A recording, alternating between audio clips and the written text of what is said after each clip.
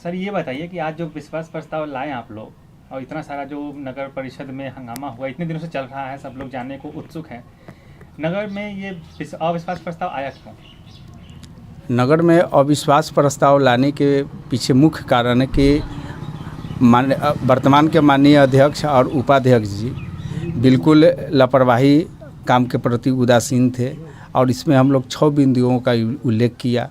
एक तो है कि नली गली योजना का, जल जीवन हरियाली योजना का और नल जल योजना का, ये आपका लगभग 9-10 करोड़ रुपया पड़ा हुआ है, काम नहीं हुआ, इससे विकास कार्य प्रभावित हुआ। दूसरा, छठा चरण मकान का अभी तक स्वीकृति नहीं हुआ।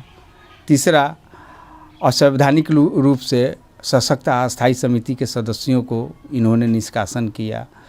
इसके बाद में नियमित रूप से जो नगरपालिका एक्ट कहती है कि प्रत्येक महीना एक बैठक सामान्य बोर्ड का होना चाहिए, जो कि यह नहीं करा पा रहे थे। बराबर हम लोग मौखिक आग्रह करते रहे लेकिन नहीं कराएं। और सबसे वाइटल पॉइंट जो था, जो मैं खुद 2 जुलाई को लिखित अध्यक्ष महोदया के नाम से एक आवेदन दिया कि याक तूफान के कारण ही पूरा शहर जलमग्न हो गया है और पूरा मानसून बचा हुआ है। इस दृष्टिकोण से एक बोर्ड का बैठक होना चाहिए जल जमाव से मुक्ति के लिए। लेकिन न अध्यक्ष जी और न ही उपाध्यक्ष जी इस पर कुछ किए, उनके कान पर जू तक नहीं रेंगा और बैठक नहीं बुलाए, जिसके कारण देख रहे हैं कि अभी पिछले 3 महीना से अब तक लालगंज नगर के आधे से अधिक वार्ड, खासकर मेरे वार्ड नंबर 1 के सैकड़ों घर में पानी घुसा हुआ है। पूरा रोड जलमग्न है। आपको ब्रह्म स्थान से आइसक्रीम फैक्ट्री का रोड हो, सलाहपुर का टोटल रोड डूबा हुआ है। लोग 3 फीट 4 फीट पानी हेल करके आ रहे हैं। हाँ, और मतलब अब मुद्दा ये है कि वो अविश्वास प्रस्ताव लाए आप, आज जो हुआ नगर परिषद में आप लोग बाइकआउट कर गए जी पक्ष। जी। फिर भी उन्होंने दावा किया कि उन्होंने सरकार बनाया है, उन्होंने अभी बयान भी जारी किया है कि हम लोग अपना, तो आप मुस्कुरा रहे हैं, तो क्यों जब अविश्वास प्रस्ताव आया तो फिर बाइकआउट क्यों? चूँकि यह अविश्वास प्रस्ताव को इतना ना उलझा दिया गया विभिन्न टेक्निकल कारणों से, जिसके कारण यह अविश्वास प्रस्ताव का कोई औचित्य ही नहीं रह गया। कारण है कि एक तो नगर विकास मंत्रालय का पत्र आया कि जो भी उत्क्रमित हुए हैं नगर एरिया, जिसमें से लालगंज भी नगर पंचायत से नगर परिषद हुआ, तो वहाँ अधिसूचना जारी के 6 माह बाद अविश्वास लगना है। एक तो वो वजह हुआ। दूसरा वजह हुआ कि माननीय अध्यक्ष महोदया द्वारा भी 2 बार कार्यपालक पदाधिकारी नगर परिषद लालगंज को पत्र दिया गया कि इस बैठक को स्थगित कर दिया जाए। तीसरा सबसे मेन कारण हुआ कि आज के बैठक में गवर्नमेंट बॉडी यानी सरकार के तरफ से कोई भी एक पदाधिकारी का प्रतिनियुक्ति नहीं था।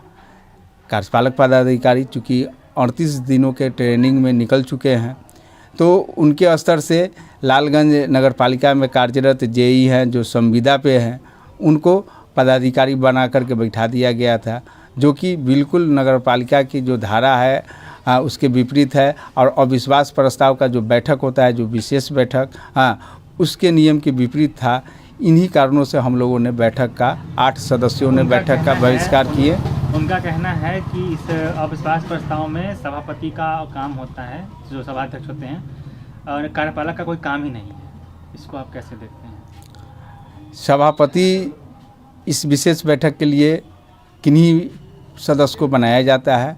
उनकी सभापति का तो बैठक में प्रमुख भूमिका होता ही है, लेकिन उसमें पदाधिकारी भी एज ए मजिस्ट्रेट के रूप में एक पदाधिकारी होते हैं। आपने आज देखा होगा कि सुरक्षा के दृष्टिकोण से पुलिस बल सारी व्यवस्था लगा हुआ था, लेकिन जब जो सभागार था जहाँ पर मत विभाजन होता, बैठक होता, वहाँ पर कोई सरकारी पदाधिकारी नहीं थे। सिर्फ कर्मचारी लोग, बड़ा बाबू थे या क्लर्क थे या जेई थे। तो फिर इसमें कोई पदाधिकारी नहीं है, तो यह बैठक का औचित्य नहीं था। दूसरा है कि विभाग का भी निर्देश एक आया था, जिसमें कार्यपालक पदाधिकारी जी विधि परामर्श के लिए भेजे थे। तो उसमें साफ साफ आया है कि जब तक नगर विकास मंत्रालय कोई दिशा निर्देश जारी नहीं करती है, तब तक आप बैठक जो है पदाधिकारी का नियुक्ति नहीं कर सकते हैं। इसके लिए स्पेशल नियम आना था, लेकिन अब तक वो नियम आया नहीं। और पदाधिकारी भी चूँकि उनको प्रशिक्षण में जाना था तो जेई को ही कार्यभार दे दिए थे, जो कि नियम के नगरपालिका की जो धारा है उसके विपरीत था। आप कह रहे थे किसकी सूचना भी नहीं दी गई थी कि वो नहीं रहेंगे कि रहेंगे, इसका आपको पहले से पता था?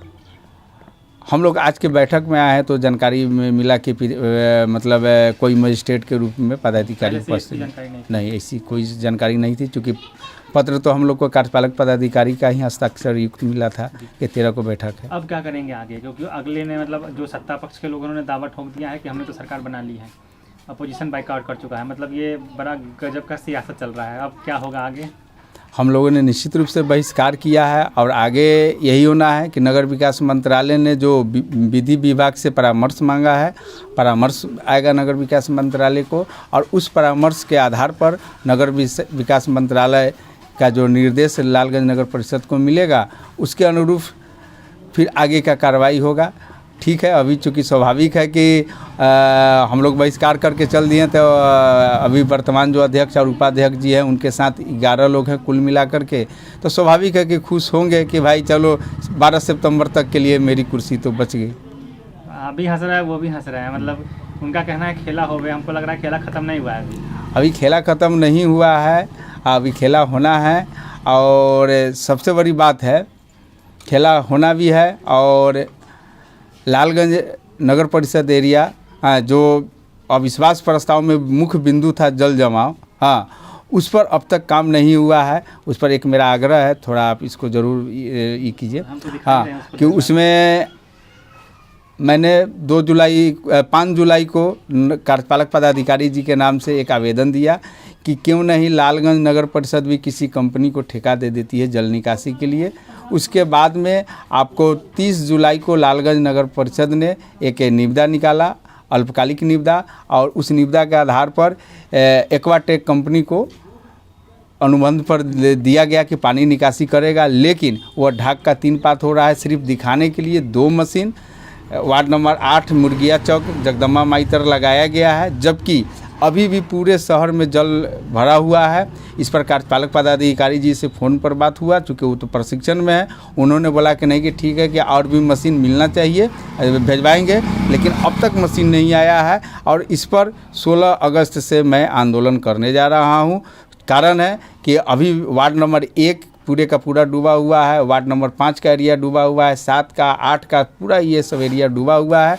मशीन अगर पर्याप्त संख्या में लगेगा तो निश्चित रूप से 20 अगस्त से पहले जो ये जो सड़कों पर जो पानी है 3 फीट 4 फीट, या जो घर के अंदर में जो ढुका हुआ है वह पानी निकल जाए। इसके लिए 16 अगस्त से आंदोलन करेंगे। इसमें सभी लोग, इन वार्डों के जो नागरिक है, सम्मानित नागरिक, उन लोगों का विचार है, दबाव है और करना पड़ेगा। चूँकि मात्र 2 मशीन आप जाकर के देख सकते हैं, मुर्गिया चौक में मात्र 2 मशीन लगा हुआ है, वो भी 8 से 8 घंटा चलता है। जनता 3 महीना से पानी में डूबा हुआ है। इसको तो नियमित रूप से लगातार 20 घंटा 22 घंटा शिफ्ट में स्टाफ रहता, 2 शिफ्ट में 3 शिफ्ट में लगातार मशीन चलता। ठीक है, मशीन है, मशीनरी चीज़ है, उसको ठंडा होने के लिए कुछ घंटा बंद किया जाता। एक वहाँ है रेफरल अस्पताल के पछियारी गेट तर लगाना है, वहाँ अब तक एक भी मशीन नहीं लगा, जबकि 2-3 मशीन लगता तो लमडोरिया सलाहपुर का ये सब टोटल पानी खींचा जाता। एक जलालपुर रोड में भी मशीन लगाना है, जिससे कि पुराना पोस्ट ऑफिस चौक, वैशाली बस स्टैंड के सामने का ये जो टोटल पानी है जिसमें घरों में पानी ढुका हुआ है निकल जाता। लेकिन 3 माह से हमारे क्षेत्र के, हमारे वार्ड के, लालगंज नगर के विभिन्न वार्डों के लोग पानी में डूबे हुए हैं।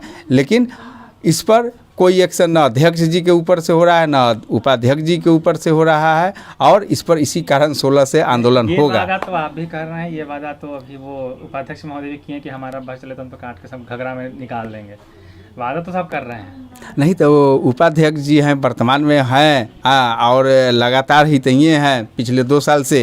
तो अब तक उपाध्यक्ष जी अध्यक्ष जी को निकलवा देना चाहिए था। मैं 2 जून को ही बैठक दिया, कहाँ उन्होंने बैठक कराया। कहने के लिए तो कुछ भी कह सकते हैं, लेकिन हकीकत जो है लालगंज नगर के लोग, आप बाहर के भी लोग देख रहे हैं कि लालगंज के नागरिक पानी में डूबे हुए हैं, लेकिन लोग सिर्फ लफबाजी कर रहे हैं, उससे आगे कुछ नहीं हो रहा है। ठीक है, देखते हैं क्या होता है। फिलहाल तो